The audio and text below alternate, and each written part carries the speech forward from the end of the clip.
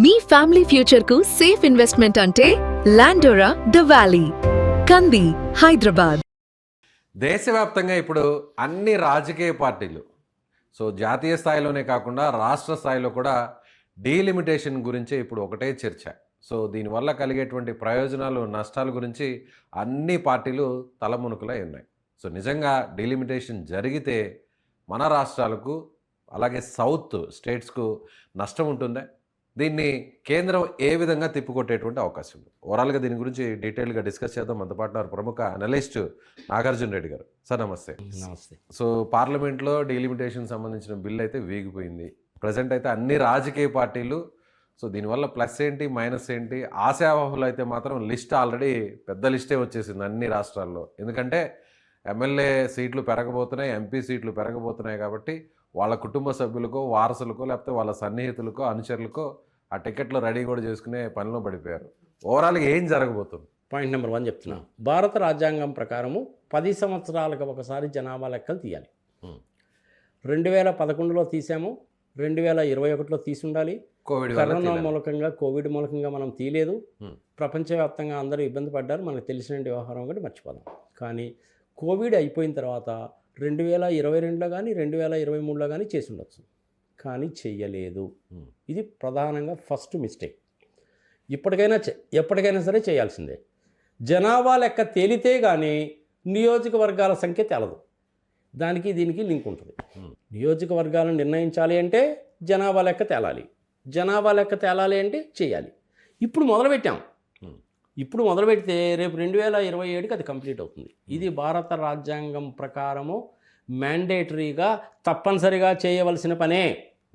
ప్రపంచంలో కొన్ని దేశాలతో కంపేర్ చేసుకుంటే, వాళ్ళ జనాభాతోటి, వాళ్ళ ఎంపీలతోటి కంపేర్ చేసుకుంటే ఇండియాలో తక్కువ ఉన్నారు, చాలా తక్కువ.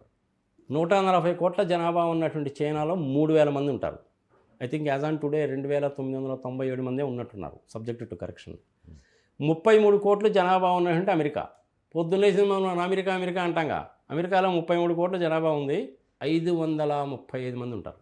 435 మంది ఏమో మామూలు లోక్సభ ఎంపీలాగా, 100 మంది ఏమో రాజ్యసభలాగా సెనేటర్స్ అంటారు వాళ్ళు. 33 కోట్లకి 545 ఉన్నారు. మరి మనకి ఎంత ఉండాలా? మనకు కూడా ఇంచుమించు 2000 పైనే ఉండాలి. 3000 లోపు 2500 పైనే ఉండాలి కదా. చైనాలో 140 కోట్లకు 3000 మంది ఉన్నారు. సరే, వాళ్ళిద్దరి సంగతి మనకు వదిలేద్దాం. ఇప్పుడు మనము ఫస్ట్ జనాభా లెక్క తీయాలి. జనాభా లెక్క తీయండి. జనాభా లెక్క తీసిన తర్వాత నెంబర్ ఆఫ్ ఎంపీస్ ఎంతమంది ఉండాలని డిసైడ్ చేయండి. సింపుల్గా కనుక చెప్పాలంటే 20 లక్షలకి ఒక ఎంపీ ఉండాలి అని కనుక అనుకుంటే, మనకు 140 కోట్లే జనాభా అనుకోండి, అప్పుడు ఎంతమంది ఉంటారు? ఒకసారి క్యాలిక్యులేట్ చేయండి, తెలిసిపోతుంది మీకు. 700 మంది వస్తారు అప్రాక్సిమేట్లీ. ఎంతమంది వస్తారు సార్? 700 మంది వస్తారు. 140 డివైడెడ్ బై, అంటే 1 కోటి మంది జనాభాకి 5 ఎంపీలు అనుకోండి, 140 కోట్లు కదా ఉన్నారు. అవును. 140 ఇంటూ 5 వేసుకోండి, సింపుల్గా 700 మంది వస్తారు. 700 అంతే కదా. అంతే. ఇది ఎట్లా క్యాలిక్యులేషను? 20 లక్షల పాపులేషన్కి ఒక ఎంపీ అనుకుంటే 700 మంది వస్తారు. ఇది ఒక లెక్క. కానీ కేంద్రం 50% పెంచుతూ ఉంటుంది కదా. వస్తున్నా. అమిత్ షా గారు చట్టంలో 50% అని పెట్టకుండా పార్లమెంట్కి తీసుకొచ్చారు, కానీ 50% అని చెప్పారు. అది కూడా పెద్ద తప్పది. నాకు 1 అవర్ టైం ఇవ్వండి, నేను మార్చుకొని తీసుకొస్తానంటాడు. మార్చుకొని తీసుకొచ్చే ఉపయోగం ఏముంది? జనాభా లెక్కేమో 2011 తీసుకుంటానంటావు. అది ఎట్ట కుదురుతుంది? తప్పు కదా. అందుకనే బిల్లు వీగిపోయింది. సరే, పోనీ అమిత్ షా గారు చెప్పిన మాటకి గౌరవం ఇద్దాం. నేను చెప్పిన క్యాలిక్యులేషన్ ప్రకారం 20 లక్షల కంటే ఎక్కువ ఉండకూడదంటే 700 మంది వస్తారు. ఇది ఒక ఫిగరు. అమిత్ షా గారు చెప్పారు కాబట్టి, ప్రస్తుతం ఉన్నటువంటి దానికి లెక్క ప్రకారం ఆయన చెప్పారు కాబట్టి, దాన్ని మనం లెక్కలోకి తీసుకుంటే 543 ఇంటూ 543 815 మంది వస్తారు. 815 మంది వస్తారు కదా. ఈ 815 మందిలో మీరు చెప్పిన దాని ప్రకారము 815 మందిలో 33% మహిళలు కదా. 815 ఇంటూ 33%, 270 మంది మహిళలు ఉండాలి. ఈ రేషియోకి అయితే అందరూ ఒప్పుకుంటారుగా, ఎవరికి అబ్జెక్షన్ లేదుగా. అమిత్ షా గారు అన్నారు కాబట్టి 50% అని, అది నిజంగా 50%, 60% అనేది that is a different thing. ఆ లెక్క వేరే ఉంటుంది, నేను ఆ లెక్క కూడా చెప్తాను. 815 మంది ఎంపీలు కూర్చోవడానికి చోటు ఉందా అంటే కొత్తగా కట్టిన పార్లమెంట్ భవనంలో 888 మంది కూర్చోవచ్చు. కూర్చోవచ్చా? సో కూర్చోవడానికి ప్రాబ్లం ఏమీ లేదు. నేను కూడా చూశాను కొత్త పార్లమెంట్ భవనం. సో చోటు ప్రాబ్లం కాదు. ఇప్పుడు అమిత్ షా గారు చెప్పినట్టు 850 మంది 50% కనుక పెంచితే 815 అవుతుంది. 850 కాదు, గుర్తుపెట్టుకోండి. అందులో లేడీస్ అనేటువంటి వాళ్ళు ఎంత కూడా నేను చెప్పాను, మళ్ళీ చెప్పాల్సిన అవసరం లేదు. మిగిలిన వాళ్ళు జెంట్స్ ఉంటారు. క్వైట్ గుడ్, అదే చేయండి. కానీ అది ఎప్పుడు జరుగుతుంది? ఆయన 50% అని చెప్పాడు కాబట్టి రేపు జనాభా లెక్కలు తీసిన తర్వాత అది 60% కావచ్చు, 70% కావచ్చు. ఇది ఒక పాయింట్, దీన్ని పక్కన పెడదాం. ఇక్కడ ప్రాబ్లం వల్ల ఎక్కడొస్తుందంటే, ఎస్పెషల్లీ మీరు సౌత్ ఇండియా అంటున్నారు కదా, మరి ఒక రకంగా చెప్పాలంటే I'm sorry to say that south India, north India, western India, central India, ఈ దిక్కుమాలిన ఫీలింగ్లు దయచేసి తీసుకురావకండి. చాలా బాధాకరమైన విషయం. భారతీయులందరూ కలిసి ఉండాలి, కలిసి కట్టుగానే ఉండాలి. మతాలు వేరు కావచ్చు, కులాలు వేరు కావచ్చు, వస్త్రధారణ వేరు కావచ్చు, భాష వేరు కావచ్చు, సంస్కృతి వేరు కావచ్చు, కానీ మనందరం కలిసే ఉండాలి. కానీ న్యాయం మనం కలిసి లేకుండా, మనం కనుక కలిసి కట్టుగా లేము అంటే ఓపెన్ సొసైటీ లాంటి వాళ్ళు, ఎస్పెషల్లీ అమెరికాలో ఉండేటువంటి వాళ్ళు, అమెరికన్ గవర్నమెంట్ కానీ, I'm sorry to say this, చెప్పక తప్పడం లేదు ప్రజలకి, యూరోపియన్ దేశాల్లో ఉండేవాళ్ళు చాలామంది భారతదేశాన్ని మతాల పరంగా, కులాల పరంగా, భాషాపరంగా విభజించి ముక్కలు చేసి తలా ఒక ముక్క తీసుకుందామని చెప్పి చూస్తున్నారు. కానీ ఓకే, మీరు అన్నది నిరోధించాల్సిందే. కాదు సార్, మీరు అన్నది కరెక్టే. కానీ సౌత్ ఇండియా అనే విషయాన్ని మనం ప్రస్తావిస్తే బడ్జెట్ లో నార్త్ ఇండియాకే వస్తున్నాయి నిధులన్నీ. South India for example railway తీసుకుందాం, రైల్వేకి సంబంధించి ఏదైనా చెప్పండి, అసలు first south India, north India అనేటువంటి భేదభావాలు తీసుకురావడం అనేటువంటిదే చాలా దరిద్రమైన విషయం. సమన్యాయం జరగాలి అని అంటున్నారు. సమన్యాయం ఎలా జరుగుతుంది అనేది నేను ముందు చెప్తా. ఇప్పుడు ఒకవేళ మెజారిటీ సీట్లు అటువైపు వెళ్తే మనకి నిధులు వచ్చేటి ఇంకా కూడా తగ్గిపోతాయి కదా. ఇప్పటికే తగ్గిపోయింది. సౌత్ ఇండియాలో ఉన్న స్టేట్స్ కి ఫండ్స్ పెద్దగా రిలీజ్ చేయట్లేదు. దాన్ని ఎట్లా ఈక్వేట్ చేయొచ్చు? మీరు ఎవరిని వదులుకుంటారండి భారతదేశంలో చెప్పండి? ఒక భారతీయ పౌరుడిగా I just can't afford to lose a single inch of a land or a single Indian. ఎవరిని వదులుకోవడం నాకు ఇష్టం లేదు. Let me tell you very frankly, ప్రజల ముందు పెడుతున్నాను నేను. I don't want to afford to lose anybody else. ఎవరిని వదులుకుంటామండి మనం? ఎవరిని వదులుకో కదా. That is the different. ఒక్కసారి నేను చెప్తాను, వినండి మీరు. ఈవెన్ ప్రజలు కూడా అందరూ వినాలి. We cannot effort to loose, or I cannot afford to lose the saffrons of Jammu and Kashmir and apples, Dal Lake. I can't afford to lose it. I cannot afford to lose Himachal Pradesh, apples of Himachal Pradesh. I cannot afford to lose Jats of Haryana. I cannot afford to lose the great grand Sardarjis of Punjab. I cannot afford to lose the business-minded people of Gujaratis. I cannot afford to lose the traditional Rajasthanis. I cannot afford to lose the Chhatrapatis of Maharashtra. I cannot afford to lose the smiling faces, soft music and software hubs of Karnataka. Bangalore. I cannot afford to lose the intelligent Tamilians, hard-working Tamilians.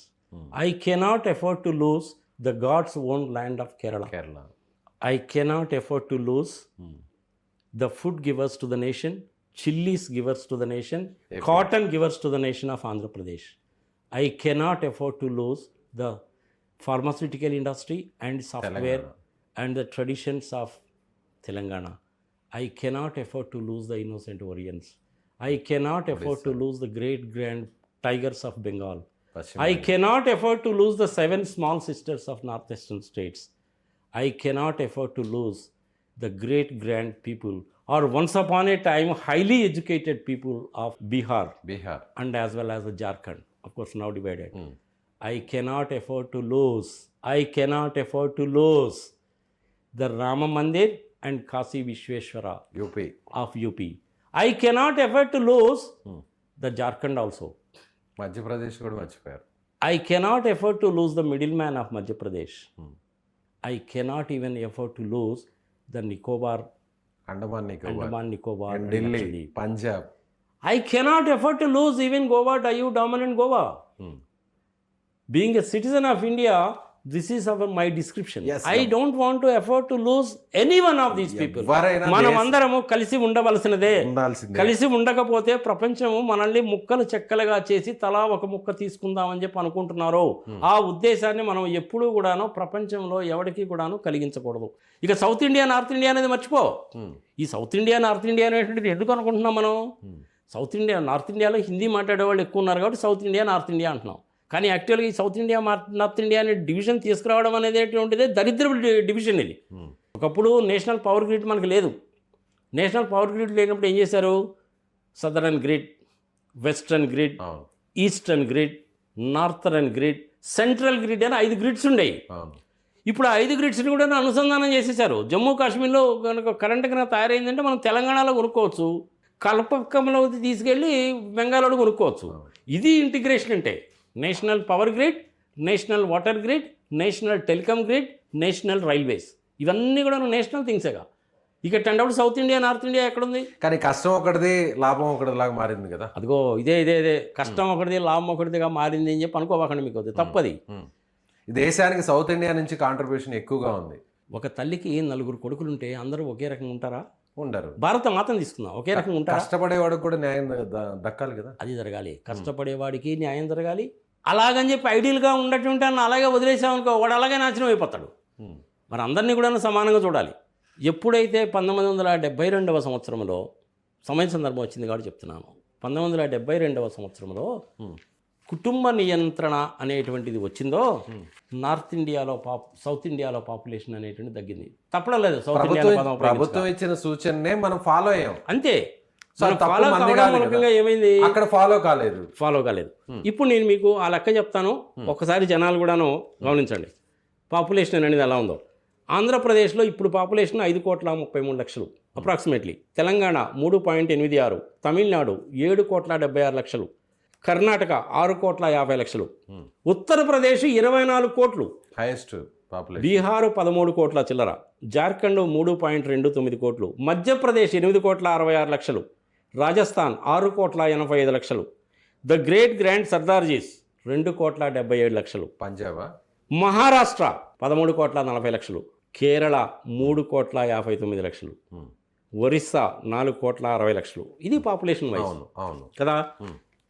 ఇప్పుడు మనము ఈ population అనేటువంటిది ఏ విధంగా divide అయింది, ఎందుకు ఈ disparity? అదే మీరు అంటున్నారు కదా సౌత్ ఇండియాలో ఆదాయం ఎక్కువ, సంగతి సమాచారం అని. దీనికి కారణం ఏంటంటే ఫర్టిలిటీ రేట్ అనేటువంటిదే దీనికి ప్రధానమైన తక్కువ ఉంది. ఫర్టిలిటీ రేట్ మనకు తక్కువ ఉంది.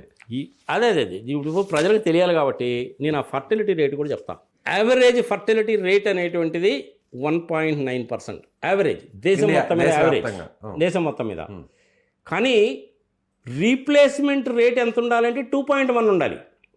అంటే వాళ్ళు చచ్చిపోయేటువంటి వాళ్ళు సంగతి సమాచారం ఈ రేషియో అనేటువంటిది కొత్తగా రీప్లేస్మెంట్ రేట్ అంటారు. అంటే ఇది 2.1% రీప్లేస్మెంట్ రేట్ కంటే తగ్గింది అంటే ఓల్డ్ పీపుల్ ఎక్కువ అయిపోతారు, యంగ్ పీపుల్ తక్కువ అయిపోతారు. జపాన్లో ప్రాబ్లం ఇప్పుడు అదే. సో ఈ 2 ఫిగర్లు గుర్తుపెట్టుకోండి. National average fertility rate 1.9%, replacement rate 2.1%. మరి ఇప్పుడు రాష్ట్రాల్లో ఎలా ఉంది ప్రజలకు కూడా తెలియాలిగా. పాపం వాళ్ళందరూ కూడా గూగుల్ ఎత్తుకొని యాడ్ చేస్తారు. నేను వేసుకొని వచ్చాను. కొంచెం ఓపిక వినండి. స్టడీ చేశారు చెప్పండి. ఉత్తరప్రదేశ్లో 2.6 ఎక్కువ ఉంది. 2.1 కంటే కూడా 0.5% ఎక్కువ ఉంది. 0.6% ఎక్కువ ఉంది. 0.7% ఎక్కువ ఉంది. నేషనల్ యావరేజ్ 1.9గా. మీరు 2.1 అనేటువంటిది రీప్లేస్మెంట్ రేట్. అది వదిలేయండి. ప్రెసెంట్ ఉండేది ఎక్కువ ఉంది. సరే మీరు కంపేర్ చేసుకోండి ఇష్టం వచ్చినట్టు. యూపీకి 2.6, బీహార్లో 3.0, ఆంధ్రప్రదేశ్లో 1.5. ఇది గమనించాలా. తెలంగాణలో 1.5. ఇది గమనించండి. వెస్ట్ బెంగాల్లో 1.4, కేరళలో 1.35.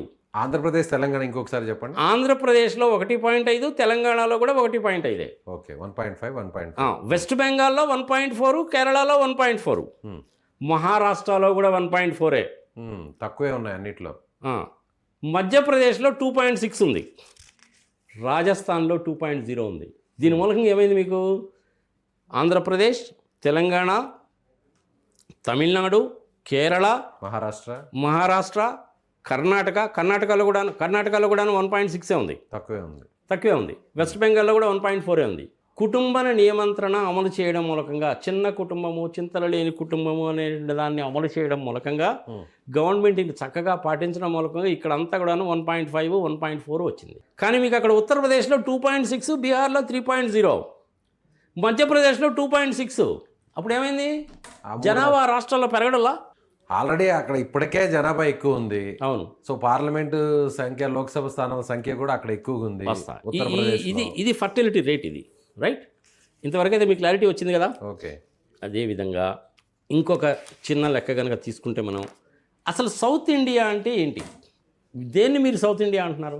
నా ఉద్దేశం ఏందో నేను చెప్పాను. నాకు సౌత్ ఇండియా, నార్త్ ఇండియా అనేటువంటి ఫీలింగ్ లేదు. సరే, మీరు అన్నట్టుగా హిందీ బెల్ట్ ఉన్నటువంటి ప్రాంతాన్ని అంతా కూడా నార్త్ ఇండియా అన్నారు, రైట్. సో అలాగే భాషా ప్రతిపదికన ఏర్పడినటువంటి రాష్ట్రాలన్నీ కూడా సౌత్లో ఉన్నాయి. సో ఇక్కడ తెలుగు మాట్లాడేటువంటి రాష్ట్రాలుగా తెలంగాణ, ఏపీ ఉంది. అవును. సో కన్నడ మాట్లాడే స్టేట్గా కర్ణాటక ఉంది, తమిళ్ మాట్లాడే స్టేట్గా తమిళనాడు ఉంది. కరెక్ట్. సో ఇక కేరళకు సంబంధించి అక్కడ ఉన్న మలయాళ భాషలు ఉన్నారు కాబట్టి అక్కడ కేరళ. రైట్. సో ఈ దక్షిణాది ప్రాంతాల్లో ఎక్కువగా హిందీ లేదు కాబట్టి ఫస్ట్ ప్రయారిటీ భాష అక్కడ లోకల్ లాంగ్వేజ్ కాబట్టి దక్షిణాది రాష్ట్రాల్లో సపరేట్గా ఉన్నాయి. మీరు అన్నట్టుగా నార్థన్ స్టేట్స్లో చూస్తే ఎక్కువ భాగం హిందీయే ఉంది అక్కడ. అంతేగా, హిందీ బెల్ట్ ఉన్న స్టేట్సే. ఇప్పుడు వద్దాం. ఆంధ్రప్రదేశ్లో ఉన్నటువంటి పాపులేషను 5.33, తెలంగాణలోకి వచ్చేసరికి 3.86, తమిళనాడులోకి వచ్చేసరికి 7,76,00,000. ఇది వాళ్ళ పాపులేషన్. ఇందులో మనము ఒరిస్సా, మహారాష్ట్ర కూడా గనక కలుపుకుంటే, for the purpose of statistics చెప్తున్నాను నేను, దాని ఇంపార్టెన్స్ అయిన తర్వాత మధ్యలో నేను మిమ్మల్ని ఇంటరప్ట్ చేస్తున్నాను. మీరు ఒక మాట అన్నారు, మొత్తం దేశం అంతా కూడా ఒకటే మాట మీద ఉండాలి, దేశంలో ఉన్న అన్ని రాష్ట్రాలు, అన్ని ప్రాంతాలంతా కూడా ఐకమత్యంగా ఉండాలి. సో నేను సౌత్ని, నార్త్ని అనే మాటను వ్యతిరేకిస్తున్నాను అన్నారు కదా. ఇప్పుడు ఇదే భారత ప్రభుత్వం ఇచ్చినటువంటి ఆ సందేశాన్ని, ఆ మెసేజ్ని ఈ రాష్ట్రాలన్నీ ఇంప్లిమెంట్ చేసాయి. జనాభా నియంత్రణ కోసం మనం ఇక్కడ దాన్ని ఫాలో అయ్యాం, బట్ అక్కడున్న రాష్ట్రాలు ఫాలో అవ్వలేదు. ఇప్పుడు మళ్ళీ అడిషనల్గా వచ్చే ఎంపీ సీట్స్ వాళ్ళకే వస్తున్నాయి. అంటే ప్రభుత్వం చెప్పిన మాట వినడం మనం చేసినటువంటి తప్పే. ప్రభుత్వం చెప్పినట్టు వినాలి కదా. చిన్న కుటుంబము, చింతలు లేని కుటుంబం అంటే మనం విన్నాము, వాళ్ళు వినలేదు. అక్కడ ఆ రాష్ట్రాలు ఇంప్లిమెంట్ చేయలేదు, మనం ఇంప్లిమెంట్ చేసాము.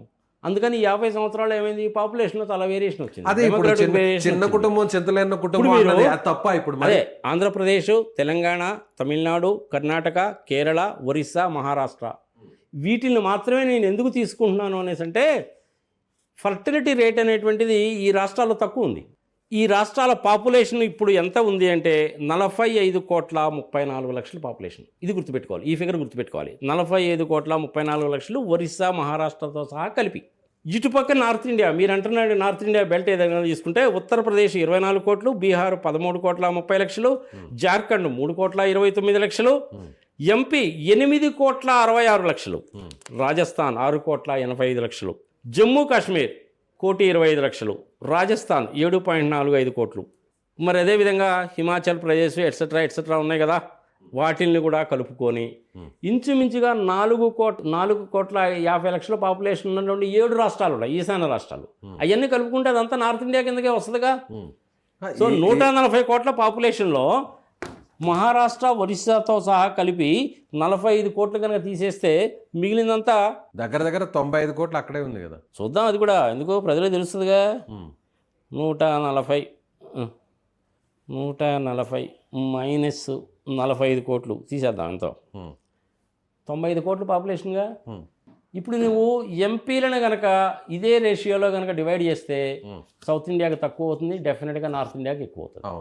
నార్త్ ఇండియాలో హిందీ బాగా మాట్లాడేటువంటి రాష్ట్రాలు ప్రధానంగా 4: ఉత్తరప్రదేశ్, బీహార్, జార్ఖండ్, మధ్యప్రదేశ్, రాజస్థాన్. వీళ్ళే కదా. వాళ్ళ పాపులేషన్ ఎంత మీరు చూసి క్యాలిక్యులేట్ చేసి వేసుకోండి. ఏ రకంగా చూసుకున్నా కానీ వాళ్ళ పాపులేషన్ ఎక్కువే ఉంటుంది. మరి అప్పుడు ఏం చేయాలి? ఫర్టిలిటీ రేట్ చెప్పాను, పాపులేషన్ చెప్పాను, నెంబర్ ఆఫ్ ఎంపీస్ కూడా తీసుకోండి మీరు, అది కూడా చెప్తా. ఆంధ్రప్రదేశ్ 25, కర్ణాటక 28, తెలంగాణ 17, తమిళనాడు 39. ఈ 5 రాష్ట్రాలు అంటే ఏంది, కర్ణాటక, ఏపీ, కేరళ వీటన్నీ కనుక కలిపితే 129 సీట్లు వస్తాయి. దానికి మీరు ఒరిస్సాని, మహారాష్ట్రాన్ని కూడా కనుక యాడ్ కనుక చేసినట్లయితే మీకు 198 సీట్లు వస్తాయి. ఒకసారి యాడ్ చేసుకోండి, అది 198. అంటే ఇప్పుడు మీరు అన్నట్టుగా అంతే కదా, 129 ఒకసారి వేసుకోండి. 129 ప్లస్ 48 ప్లస్ 21, ఈ మొత్తం 7 రాష్ట్రాల కింద లెక్క మనకు. అప్పుడు ఎంత అవుతుంది అది? 198. ఒరిస్సాని మహారాష్ట్రాన్ని కూడా కనుక కలుపుకుంటే 198 సీట్లు వస్తాయి. కానీ అక్కడ మిగిలిన ఏంటి అన్ని నార్త్ ఇండియానేగా, అంతేగా. అది కూడా తీసుకోండి, 543 మైనస్ 345 అక్కడికి పోతాయి. 345 అక్కడికి పోతాయి. అంటే డిస్ప్రపోర్షనేట్గా ఉందిగా. ఈ డిస్ప్రపోర్షనేట్ రావడానికి కారణం ఏంటి? జనాభా తగ్గుదల. జనాభా ఎందుకు తగ్గింది? చిన్న కుటుంబము, చింతన లేని ఎవరు కుటుంబము. తప్పది? రాష్ట్ర ప్రభుత్వాల తప్పు. మరి కేంద్ర మనం ప్రభుత్వం పాటించాము, వాళ్ళు దేశాన్ని పాటించలేదు. పరిపాలించిన వాళ్ళ తప్పు కదా. తప్పే, దేశ వాళ్ళు కూడా చెప్పాల్సింది. ఆ రోజు ఉన్నటువంటి దేశ నాయకులు పిలుపునే కదా ఇక్కడ రాష్ట్ర ప్రభుత్వాలు అమలు చేశాయి. అవునండి, మేము ఇంప్లిమెంట్ చేశాము, అందులో సౌలభ్యం ఏంటో మాకు తెలిసింది, మేము ఇంప్లిమెంట్ చేశాము. మా అన్నీ కూడా చిన్న కుటుంబాలు, మాకు పర్ క్యాపిటల్ ఇన్కమ్ కూడా ఎక్కువ ఉంది. కుటుంబం చిన్నది కాబట్టి మేము పిల్లల్ని చదివించుకున్నాము. వాళ్ళు అమెరికా వెళ్ళారు, ఇంగ్లాండ్ వెళ్ళారు, ఆస్ట్రేలియా వెళ్ళారు, రకరకాల ప్రదేశాలకు వెళ్ళారు. పర్ క్యాపిటల్ ఇన్కమ్ పెరిగింది. ఇండస్ట్రీస్ బాగా ఉన్నాయి. కష్టపడి జీవించే వాళ్ళు. ఒక్కొక్క రాష్ట్రానికి ఒక్కొక్క ప్రత్యేకత ఉంది. తమిళనాడులో ఇండస్ట్రీస్ ఎక్కువ, చదువు శాతం ఎక్కువ. కర్ణాటకలో ఇండస్ట్రీస్ ఉన్నాయి, సాఫ్ట్వేర్ ఉంది. తెలంగాణలో సాఫ్ట్వేర్ ఉంది, ఫార్మా ఉంది. ఆంధ్రప్రదేశ్లో అగ్రికల్చరల్ ప్రోడక్ట్స్ ఉన్నాయి, మిగిలినటువంటి దాన్ని కూడాను ఉన్నాయి. కేరళ అయితే ఇంక అసలు మనం చెప్పే పనే లేదు. 30 లక్షల మంది కేరళ జనాభా గల్ఫ్ కంట్రీస్లోనే ఉన్నారు. ఇలాంటప్పుడు వీళ్ళకి ఏమైందంటే పర్ క్యాపిటల్ ఇన్కమ్ అనేటువంటిది పెరిగింది. అంటే ప్రజలకు అర్థం కానీ కావాలంటే, ఉత్తరప్రదేశ్లో ఒక వ్యక్తికి పర్ క్యాపిటల్ ఇన్కమ్ అనేటువంటిది ₹1,00,000 ఉందనుకో, అనుకుందాం. అదే మీకు తమిళనాడు, ఆంధ్రప్రదేశ్కి కనుక వస్తే అది 2 లక్షలు ఉంటుంది. ఎక్కువ, డబుల్. ఎందుకని డబుల్ అయింది? ఫర్టిలిటీ రేట్ మూలకంగా వచ్చింది. ఎట్లా అంటారు? ఫర్టిలిటీ రేట్ తగ్గిపోయింది కదా. ఉత్తరప్రదేశ్లోనూ ఒక కుటుంబంలో 4 మంది పిల్లలు ఉన్నారు. ఓకే. అది తెలంగాణకి, ఆంధ్రప్రదేశ్కి వచ్చేసరికి ఇద్దరు కూడా లేరు. మరి దాంతో తేడా రావట్లా. ఈ డిఫరెన్స్ కూడా లెక్కలో తీసుకోవాలి. అది కుటుంబానికి సంబంధించినటువంటి వ్యవహారం, కుటుంబ ఆదాయం లేదంటే ఆర్థిక పరిస్థితులను బట్టి మీరు అన్నట్టు పర్ క్యాపిటల్ ఇన్కమ్ అనేది ఓకే. మరి దేశానికి సంబంధించినటువంటి దేశ నిధులన్నింటినీ కూడా ఇక్కడ ఇన్వెస్ట్ చేయాలంటే దాన్ని ఎలా పరిగణలోకి తీసుకోవాలి? ఆ పాయింట్కి వస్తున్నా. వాళ్ళు బద్ధకస్తులు, పని చేసేవాళ్ళు కాదు, చదువు సంధ్య లేదు, ఆవారాగాళ్ళు, తిరుగుబోతులు, సంగతి సంవత్సరం అన్ని నెగిటివ్ క్యారెక్టర్స్ అంటగట్టండి వాళ్ళకి. అయినప్పటికీ వాళ్ళు భారతీయులేగా. ఓకే. వాళ్ళ చెయ్యి పట్టుకొని మనం నడిపించాలా లేదా? ముందు నడిచి కనీసం కొంతవరకైనా నడిపించాలిగా. ముందు మనం నడిచి తర్వాత మనతో పాటు వాళ్ళని తీసుకురావాలి. అంతేగా. ఇప్పుడు మనకి హైదరాబాద్లో రియల్ ఎస్టేట్ రంగంలో ఉండేటువంటి వాళ్ళల్లో 70% మంది ఒరిస్సా నుంచి, యూపీ నుంచి, బీహార్ నుంచి వస్తారు మైగ్రేషన్. ఎందుకని? అక్కడ వాళ్ళకి అవకాశం లేదు కాబట్టి. కానీ వాళ్ళు కూడా ఇక్కడ సంపాదించుకుంటున్నారుగా, పాపం సుఖంగానే ఉంటున్నారుగా. ఆ ఆస్పెక్ట్ తీసి మనం పక్కన పెడదాం. వాదన ఏంటంటే, మాకు పాపులేషన్ తక్కువ అయిపోయింది కుటుంబ నియంత్రణ మూలకంగా, మాకు ఎంపీ సీట్లు తక్కువ వస్తాయి కాబట్టి అన్యాయం జరుగుతుంది. ఒప్పుకోదగ్గ విషయమే. ఫర్టిలిటీ రేటు వాళ్ళదేమో ఎక్కువ ఉంది, మాదేమో తక్కువ ఉంది, దాని మూలకంగా పాపులేషన్ తగ్గింది. దానికి దీనికి లింక్ ఉంది, దీనికి కూడా ఒప్పుకుంటాను నేను, బాగానే ఉంది. కానీ ఇప్పుడు ఈక్వేట్ ఎట్లా చేయాలి? మోడీ గారు, అమిత్ షా గారు ఏమో 50% అని చెప్పారు. 50% అని చెప్తే 811 వస్తాయి. దాని ప్రకారం ఇప్పుడున్న రేషియోలు కనుక తీసుకుంటే చాలా వైడ్ గ్యాప్ వచ్చేస్తుంది. అది అన్యాయం, అది జరగకూడదు. మరి దాన్ని నివారించాలి ఏంటి? ఏం చేయాలి? జరగకూడదు అంటారు. అమిత్ షా గారు చెప్పిన 50% జరగకూడదు అంటారు. అసలు 50% అని మీరు ఎట్లా డిసైడ్ చేస్తారండి? ఏదో ఆయన అన్నాడు కానీ 50% అన్నాడు మనిషి, అది చట్టంలోనే పెట్టుండొచ్చు. అంటే మీరు చెప్పేది ఇప్పుడు జనాభా ప్రాతిపదికన లేదంటే జనాభా ఉన్నటువంటి ఆ పాపులేషన్ బట్టి మీరు సీట్స్ని పెంచాలంటారా? 815 సీట్లు అనేటువంటిది అమిత్ షా గారు చెప్పిన 50% ఫిగర్కి. అవును, నేను దానికి కూడా ఒప్పుకోరా? ఏంటి ప్రాబ్లం ఏంటంటారు? ప్రతి 20 లక్షల మందికి ఒక ఎంపీ కనుక ఉంటే సరిపోతుంది. అప్పుడు వాళ్ళకి మల్కాజిగిరిలోనూ 40 లక్షల మంది ఉంటారు. దాన్ని 2 నియోజకవర్గాలు చేయాలి. పాపులేషన్ వాళ్ళకి బేసిస్ తీసుకుందాం మనం. 20 లక్షల కంటే ఎక్కువ లేకుండా ఒక ఎంపీ నియోజకవర్గం అనుకుంటే 700 మంది ఎంపీలు వస్తున్నారు సార్. మీరు చెప్పింది కరెక్టే. బట్ అప్పుడు పాపులేషన్ అక్కడ ఉంది కాబట్టి యూపీ, బీహార్ లాంటి మధ్యప్రదేశ్ ఆ రాష్ట్రాలకి వెళ్తాయి కదా. మళ్ళీ వస్తున్నా, ఆ పాయింట్కి వస్తున్నా, నువ్వు తొందరపడబాక. అమిత్ షా గారు 50% అని ఏదైతే అన్నారో దాన్నే లెక్కలో తీసుకున్నాం కాసేపు. ఓకే, తీసుకున్నాం, చెప్పాము. 815లో ఆడవాళ్ళు ఎంత, మిగిలిన వాళ్ళు మగవాళ్ళు 80. ఇప్పుడు వీళ్ళ పొలిటికల్ పార్టీస్ యొక్క పెద్ద గోల ఏంది అంటే, ఆడవాళ్ళకి 33% కనుక ఇచ్చేసి 543 సీట్లు అనేటువంటిది అలాగే ఉంచితే మగవాళ్ళు తగ్గిపోతారు, అమ్మ మాకు అన్యాయం, అది వీళ్ళ గోల. పోనీ 815 కనుక చేస్తే ఏమవుతుందంటే, అప్పుడు వాళ్ళకి మగవాళ్ళు ఆడవాళ్ళు అనేటువంటిది ఆల్మోస్ట్ మగవాళ్ళ సీట్లు అలాగే ఉంటాయి కాబట్టి వాళ్ళకి ప్రాబ్లం లేదు, దానికైతే ఒప్పుకుంటారు. సో 700 అనేటువంటిది 20 లక్షల పాపులేషన్ బేసిస్లో అవుతాయి.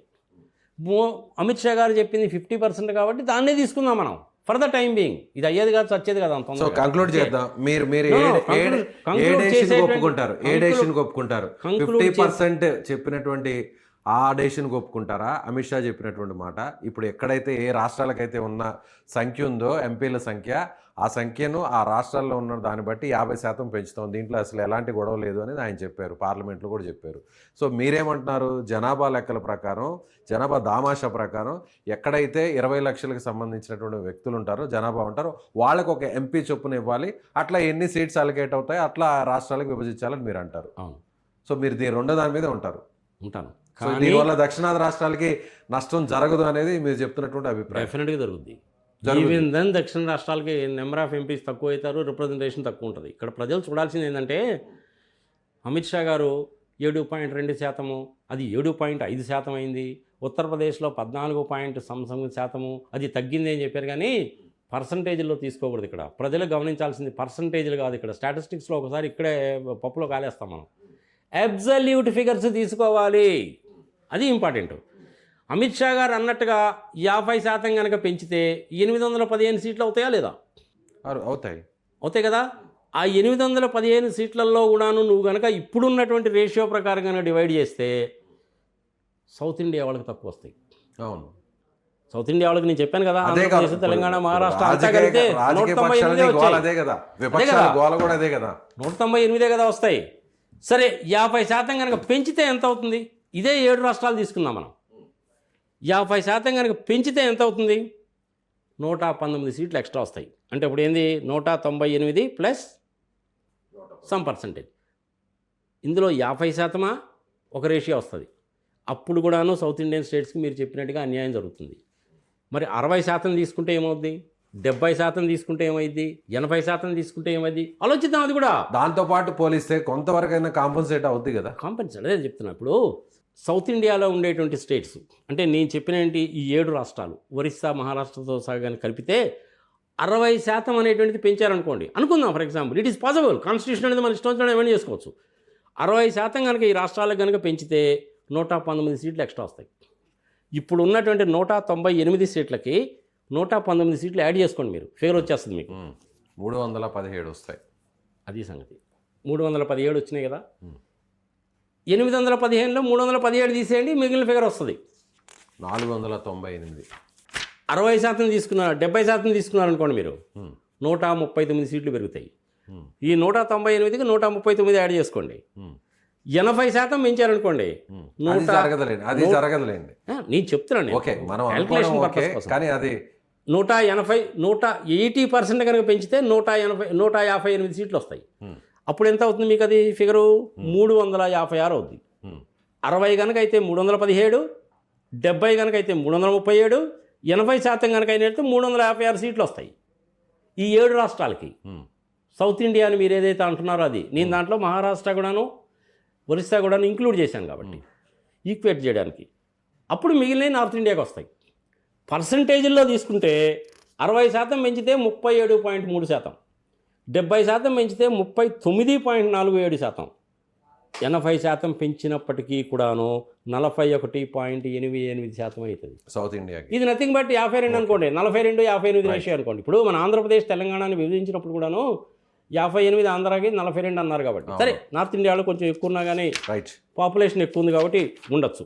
ఫైనల్గా చెప్పదలుచుకుంది ఏంటంటే 50%, 60%, 70% పెంచితే ఎట్లా ఉంటుంది అనేసి అంటే, 70% కనుక పెంచితే 337, నార్త్ ఇండియాకి 478, టోటల్గా 815. 80% పెంచితే 356, 459, టోటల్ 815. అప్పుడు ఏమవుతుంది మీకు? వేరియేషన్ అనేటువంటి తగ్గుతుంది. 60-40 అనుకోండి పోనీ, 60 ఏమో నార్త్ ఇండియా, 40 ఏమో సౌత్ ఇండియా అనుకున్నా కానీ నా ఉద్దేశం ప్రకారము రీజనబుల్. 50% కనుక పెంచితే గ్యాప్ బాగా ఎక్కువైపోద్ది. 301, 514 గ్యాప్ ఎక్కువైపోద్ది. 60% కనుక అయితే గ్యాప్ తగ్గుతుంది. 70% అయితే ఇంకా తగ్గుతుంది. 80% అయితే ఇంకా తగ్గుతుంది. ఒకసారి ప్రజలు క్యాలిక్యులేట్ చేసుకోవచ్చు. నేను క్యాలిక్యులేట్ చేసే చెప్తున్నాను నేను. అప్పుడు మనకి న్యాయం జరుగుతుంది, రిప్రజెంటేషన్ జరుగుతుంది. అంటే ఏంటి? ఈక్వల్ రిప్రజెంటేషన్ లేకపోయినప్పటికీ రిప్రజెంటేషన్ ఉంటుంది, పాపులేషన్ బేసిస్ మీదనే ఉంటుంది. సౌత్ ఇండియా వాళ్ళు ఫ్యామిలీ ప్లానింగ్ని ఇంప్లిమెంట్ చేసుకొని జనాభా తగ్గించుకున్నారు కాబట్టి వాళ్ళకి న్యాయం జరుగుతుంది. అప్పుడు ఎవరు మాట్లాడరు. 40-60 రేషియో ఉందనుకో పెద్ద తప్పులేదు. పాపం జమ్మూ కాశ్మీర్ ప్రజలు ఏమి న్యాయం చేశారయ్యా? 70 సంవత్సరాల నుంచి వాళ్ళ టెర్రరిస్టులతో చస్తానే ఉన్నారుగా. వాళ్ళకి ₹1 ఇవ్వడంలో తప్పులేదుగా. ఇస్తున్నాం. నార్త్ ఈస్టియన్ స్టేట్స్లో ఉండేటువంటి 4.5 కోట్ల పాపులేషనే, అందులో అస్సాంకే 3 కోట్లు ఎక్కువ. ఆ బంగ్లాదేశ్ నుంచి అక్కడి నుంచి ఇక్కడి నుంచి వచ్చేవాళ్ళతో వాళ్ళకి రోజు గొడవే పాపం. మరి వాళ్ళకి ₹1 ఇవ్వాలిగా, తప్పులేదుగా. అందులో మనం చేయి పట్టుకొని వాళ్ళని కూడా నడిపించాలిగా. అక్కడ కూడా నువ్వు పెద్ద పెద్ద పరిశ్రమలు నువ్వు పెట్టలేవుగా. నేషనల్ హైవేస్ కానీ రైల్వేస్ కానీ వేయలేవు నువ్వు. BHEL, HAL లాంటి పరిశ్రమలు నువ్వు పెట్టలేవు. IDPL లాంటి doctor Reddy's laboratories, Aurobindo laboratories లాంటి అక్కడ పెట్టలేవు నువ్వు.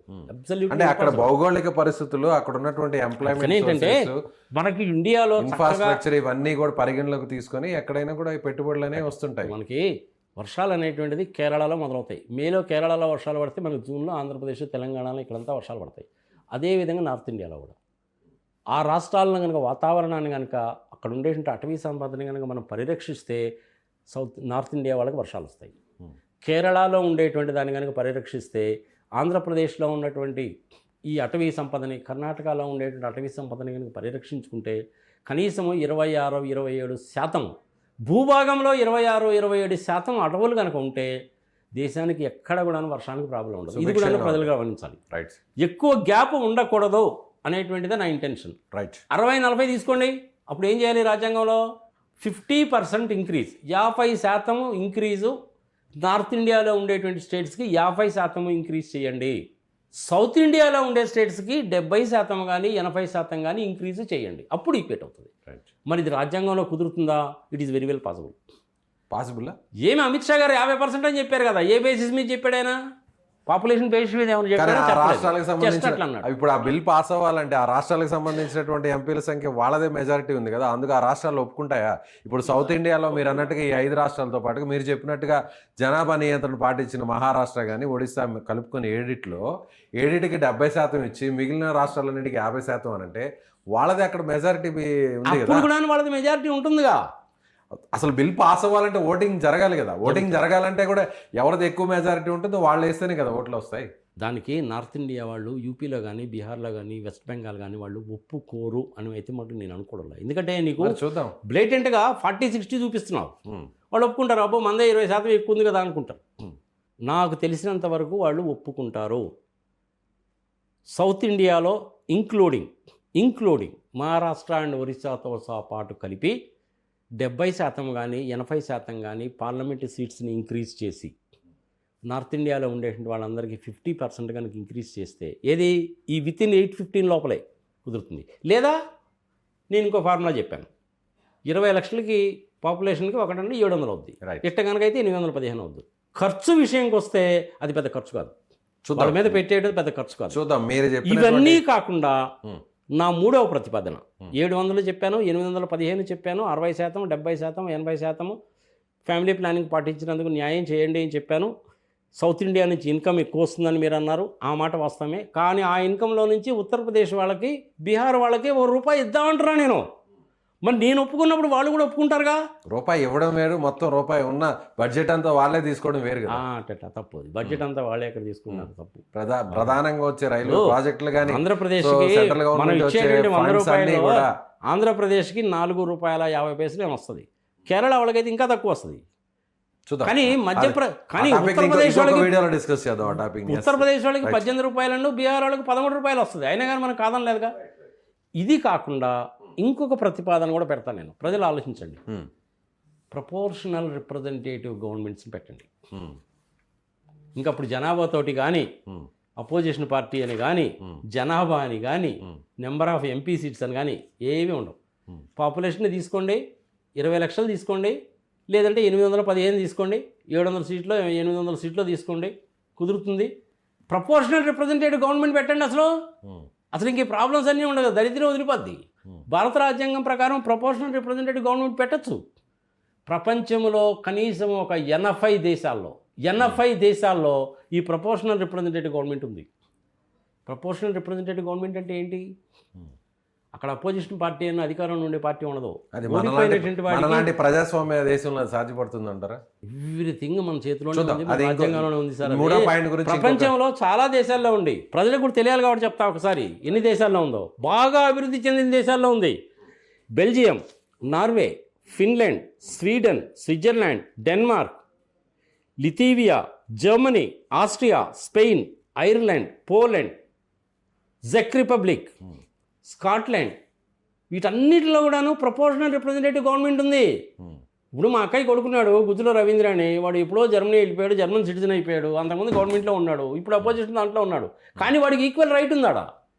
He may become a minister also in the existing government. ఎందుకని ప్రపోర్షనల్ రిప్రజెంటేటివ్ గవర్నమెంట్స్ ఉన్నాయి అక్కడ. భారత రాజ్యాంగంలో కూడా ఉంది, చేయొచ్చు. ఒక్కసారి మీరు చూసుకోండి భారత రాజ్యాంగంలో ఉందో లేదో. ఆర్టికల్ 55 చూడండి, ఆర్టికల్ 66 చూడండి, ఆర్టికల్ 55, ఆర్టికల్ 66, ఆర్టికల్ 80, ఆర్టికల్ 171 భారత రాజ్యాంగంలోనే ఉంది. రాష్ట్రపతిని ఎట్లా అనుకుంటాం మనం? ప్రపోర్షనల్గానే. అంతే, ఉపరాష్ట్రపతిని కూడా అంతే. ఎమ్మెల్సీని ఎట్లా అనుకుంటాం? ప్రపోర్షనల్. రాజ్యసభలో మెంబర్స్ని అదే కదా. అంతే. మరి అట్లాంటప్పుడు నువ్వు మొత్తానికి లోక్సభకు అప్లై చేయదాన్ని. ప్రపోర్షనల్ రిప్రజెంటేటివ్ గవర్నమెంట్ పెడితే అప్పుడు అది మోడీ గారు, అమిత్ షా గారు, రాహుల్ గాంధీ అని బాధలేదుగా. అప్పుడు అసలు ప్రజాస్వామ్య ప్రభుత్వం కాదు కదా అప్పుడు. ఇంకా ప్రజాస్వామ్యము అని చెప్పి మనం అనుకుంటున్నాం. ప్రపోర్షనల్ రిప్రజెంటేటివ్ గవర్నమెంట్ కూడా ప్రజాస్వామ్యమే.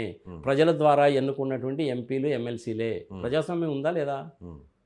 ఏమీ దెబ్బతిండు. ఇది నా మూడో ప్రతిపాదన. చూద్దాం. ఫైనల్గా చెప్పాలంటే 815 చెప్పాను, 60%, 70%, 80% న్యాయం జరుగుతుందని చెప్పాను. 20 లక్షల చొప్పున 700 మంది ఎంపీలు సరిపోతుందని చెప్పాను. ఇది ప్రపోర్షనల్ రిప్రజెంటేషన్. చూద్దాం. పార్లమెంట్లో సిట్టింగ్కి ఏం ప్రాబ్లం లేదు, 888 మంది కూర్చోవచ్చు. సో అదేం పెద్ద ప్రాబ్లం రాష్ట్రాల లేదు. విషయంలోనే ఈ మార్పు జరగాలంటారు. అంతే. రైట్, చూద్దాం సార్. సో ఇదే నాగార్జున రెడ్డి గారి సుదీర్ఘ విశ్లేషణ. సో డీలిమిటేషన్లో కేంద్ర ప్రభుత్వం తీసుకోవాల్సినటువంటి కొన్ని సూచనలు కూడా ఆయన చేశారు, 3 ప్రతిపాదనలు కూడా ఆయన ఉంచారు. సో ఈ 3 ప్రతిపాదనలో మీకు ఏ ప్రతిపాదన నచ్చింది? సో ఒక్కొక్క పాయింట్ గురించి ఆయన డీటెయిల్డ్గా అనలైజ్ చేశారు. సో నాగార్జున రెడ్డి గారి విశ్లేషణ గురించి మీ అభిప్రాయం ఏంటో కామెంట్ చేయండి.